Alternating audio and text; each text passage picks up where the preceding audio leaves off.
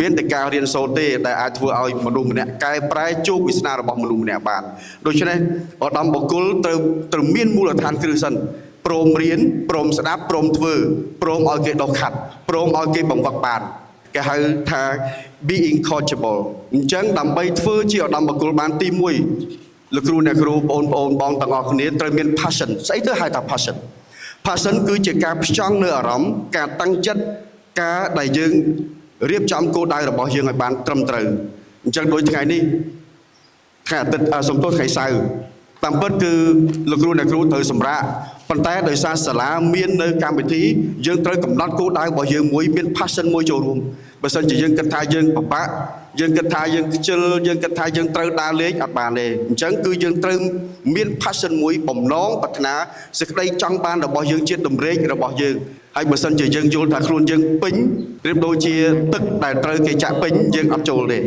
អញ្ចឹងបាល់ពីដើមគឺមានអ្នកប្រាជ្ញ2នាក់បានជួបគ្នាអ្នកប្រាជ្ញទី1និងអ្នកប្រាជ្ញទី2អ្នកប្រាជ្ញទី1អត់សូវអីទេអ្នកប្រាជ្ញទី2គឺចង់ទៅផ្ចាញ់អ្នកប្រាជ្ញទី1ថ្ងៃនោះគាត់បានទៅសំណាក់អ្នកប្រាជ្ញទី1ហើយនៅពេលដែលទៅអ្នកប្រាជ្ញទី1គាត់ដឹងថាគេចង់មកផ្ចាញ់ហ្នឹងដល់អញ្ចឹងគឺអ្នកប្រាជ្ញទី1ត្រៀមមកហើយគាត់ដឹងថាមកនេះមិនមែនមកសួរល្អទេមកនេះមកចង់ផ្ចាញ់ហ្នឹងអញ្ចឹងនៅពេលដែលទម្លាប់ប្រទេសបុរាណប្រទេសចិនគេចាក់ទឹកដើម្បីទទួលអញ្ចឹងនៅពេលដែលចាក់ទឹកតែទទួលគឺអ្នកប្រាជ្ញទី1គាត់ចាក់ទឹកពេញហើយក៏នៅតែបន្តចាក់ទៀតចាក់រហូតហៀពេញនឹងទាំងអស់អ្នកប្រាជ្ញទី2ថាហេតុអីបានជាចាក់ទឹកចោលអញ្ចឹងមិនដឹងតែពេញទៅហើយហេតុអីបានចាក់ទៀតអញ្ចឹងអ្នកប្រាជ្ញទី1បានឆ្លើយថាការចាក់ទឹកនេះប្រៀបដូចជាអ្នកប្រាជ្ញទី2ឯងអញ្ចឹងអញ្ចឹងថ្ងៃនេះខ្ញុំអត់និយាយអីច្រើនទេពីព្រោះខ្ញុំដឹងថាអ្នកប្រាជ្ញទី2មកនេះមិនមែនមករៀនទេមកនេះគឺមកចង់ផ្សាយផ្សាល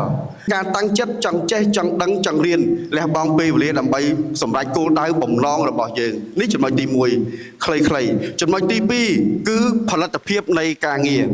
ការរៀនសូត្រក្រៅពីជំនាញការរៀនសូត្រការធ្វើការងារដែលក្រៅពីអ្វីដែលយើងមាននោះក៏ជាមនុស្សដែលមានឧត្តមភាពដែរគឺជាឧត្តមបុគ្គលដែរការងារឧទាហរណ៍ថាខ្ញុំធ្វើការពីថ្ងៃច័ន្ទទៅថ្ងៃសុក្រប៉ុន្តែថ្ងៃសៅរ៍ហេតុអីបានជិះឲ្យខ្ញុំមកនេះដូចជាការងារក្រៅម៉ោងសាលាទៅគិតថែមម៉ោងឲ្យខ្ញុំមិនត្រូវបើយើងគិតបែបនេះគឺយើងខុសព្រោះអីសាលាបានបង្កើតឱកាសវេទិកាឲ្យយើងធ្វើការសិក្សារៀនសូត្រនេះគឺជាការបង្កើតនៅឱកាសអញ្ចឹងគឺយើងមានឱកាសក្តោបឱកាសផលិតភាពការងារផលិតភាពនៃការសិក្សារបស់យើងត្រូវបង្កើនជានិច្ច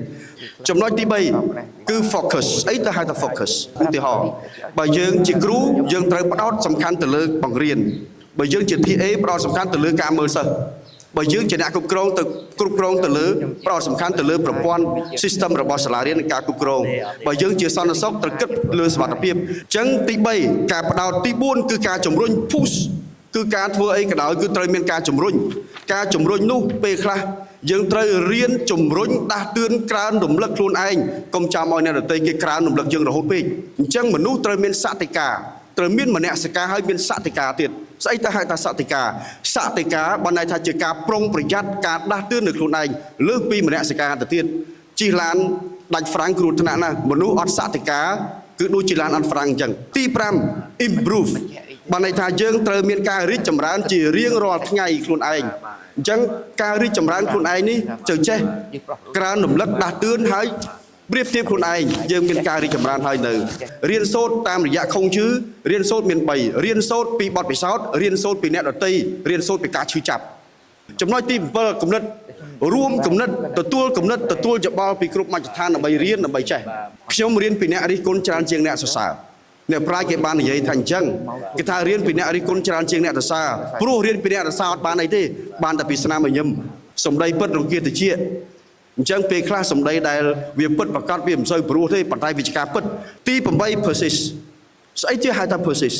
គឺមនុស្សត្រូវតែមានការតស៊ូព្យាយាមបន្តការខិតខំដ៏អត់ធ្មត់ភាពធន់របស់យើងការងារក៏ដោយការសិក្សាក៏ដោយការធ្វើអ្វីក៏ដោយត្រូវតែមានភាពធន់ចំណុចទី9ដូចខ្ញុំនិយាយមកអញ្ចឹង being coachable ធ្វើជាមនុស្សម្នាក់ឲ្យគេបង្វឹកបាន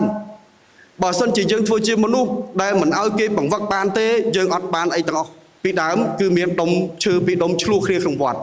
ឈើមួយដុំគេឆ្លាក់រូបទៅជាព្រះឈើមួយដុំគេដាក់នៅមាត់វិហារដើម្បីកល់ជើងទៅថ្វាយបង្គំដុំឈើ ពេលស្ងាត់យប់ឡើងឈើពីដុំដូចឆ្លោះគ្នាឈើដែលគេជន់នៅមាត់ទ្វារ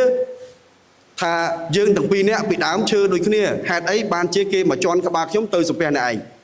អញ្ចឹងពេលនោះឈើដែលគេឆ្លាក់ធ្វើជារូបព្រះក៏ឆ្លើយតបវិញថាប៉ុណ្ណាពីដើមយើងគឺជាឈើដូចគ្នាចេញពីគល់តែមួយប៉ុន្តែពេលពីដំបូងជាងឆ្លាក់គេយកអ្នកឯងទៅឆ្លាក់មុនប៉ុន្តែអ្នកឯងខ្លាចឈឺអ្នកឯងខ្លាចឈឺមិនឲ្យគេឆ្លាក់អញ្ចឹងគេធ្វើងាយងាយកាត់ជ្រុងជ្រុងទៅឲ្យអ្នកឯងដាក់នៅមុខវិហារទៅប៉ុន្តែខ្ញុំគឺខ្ញុំទ្រាំឲ្យគេឆ្លាក់ខ្ញុំគេឆ្កឹះខ្ញុំទាំងយប់ទាំងថ្ងៃខ្ញុំឈឺណាស់ប៉ុន្តែខ្ញុំទ្រាំដើម្បីឲ្យគេឆ្លាក់ខ្ញុំអញ្ចឹងហើយបានខ្ញុំខ្លាយទៅជារូបសំណាកដ៏ស្អាតហើយគេគោរពបូជាខ្ញុំនៅលើអាសនៈបល្ល័ង្កព្រះអញ្ចឹងឈើទាំងពីរមានតម្លៃខុសគ្នាត្រង់ថាឈើមួយព្រមឲ្យគេឆ្លាក់ឈើមួយមិនព្រមឲ្យគេឆ្លាក់ទេដូច្នេះគឺ being coachable បានន័យថាយើងត្រូវធ្វើជាមនុស្សដែលអាចឲ្យគេពង្វឹកបានចំណុចទី10វានៅចុងក្រោយគេប៉ុន្តែវាសំខាន់ជាងគេនោះគឺក្រមសីលធម៌ attitude របស់យើង attitude របស់យើងគឺជាអរិយាបថទាំងការងារការសិក្សាគឺប្រកបដោយសិលធម៌មនុស្សដែលមានសិលធម៌ទើបអាចដើរបានឆ្ងាយ